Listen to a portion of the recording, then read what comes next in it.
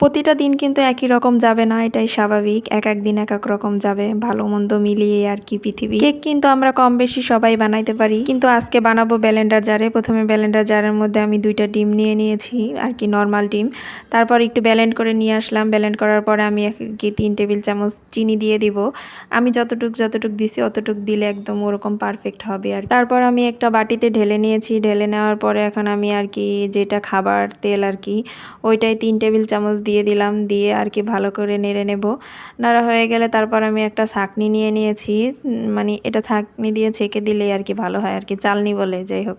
চালনি দিয়ে আমি চেলে তারপর আর কি দেবো, তাহলে আর কি ভালো হবে। আর আমি কিন্তু নিয়ে নিয়েছিলাম আর কি আমার রেশনের আটা। আটা দিয়ে আজকে বানাইয়া দেখাবো আর কি। তারপর আটা 2 টেবিল চামচ আটা নিয়েছি। তারপরে হচ্ছে 1 চা চামচ আর কি বেকিং পাউডার নিয়েছিলাম। আর হচ্ছে একটা 10 টাকার গুঁড়া দুধ নিয়ে নিয়েছি। তারপর আর কি আমি এখন ঘোটাঘুটি করে নেব। যাই হোক, একটু ভালো করে নাড়াচাড়া করে নিতে হবে, কারণ যাতে দলা পাকে না যায় আর কি। দলা হলে আর কি ভালো হবে না। তাই আর কি আমি এটা নাড়াচাড়া করতে করতে আর কি এক পর্যায়ে আমার কিন্তু ভালোই আর কি মিক্সড হয়ে গেছে।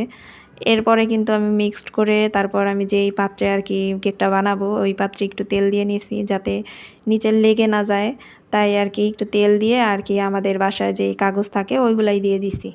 ঠিক আছে, যাই হোক, যেহেতু বলছিলাম যে বাসায় থাকা উপকরণ দিয়েই বানাবো, তাই আর কি ওটা দিয়ে দিলাম। দেওয়ার পর আমি সম্পূর্ণ ইয়াটা দিয়ে দিছি। দিয়ে দেওয়ার পর একটু ঝাঁকায় নিলাম, যাতে আর কি ভিতরে কোনো রকম ইয়া না থাকে। তারপর আমি চলে আসলাম, রাইস কুকারের বাটিটা দিয়ে দিছি। আমি কিন্তু চুলায় বানাবো, আর সুন্দর কালার আসার জন্য কিন্তু এই পদ্ধতিগুলো অবশ্যই অবলম্বন করবেন। আমি একটা ঢাকনা দিয়ে প্রথমে ঢেকে দিছি, তারপর আবার একটা ঢাকনা দিছি। এখন যাতে বাতাস একটুও না বাইরে পারে, তাই কিন্তু আবার একটা ঢাকনা দিছি আমি।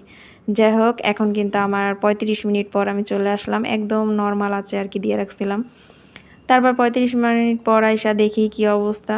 আমার কেকটা কিন্তু মাশাআল্লাহ অনেক সুন্দর হয়েছে, আর অনেক সুন্দর একটা কালার আসছে, দেখতেই পারছেন।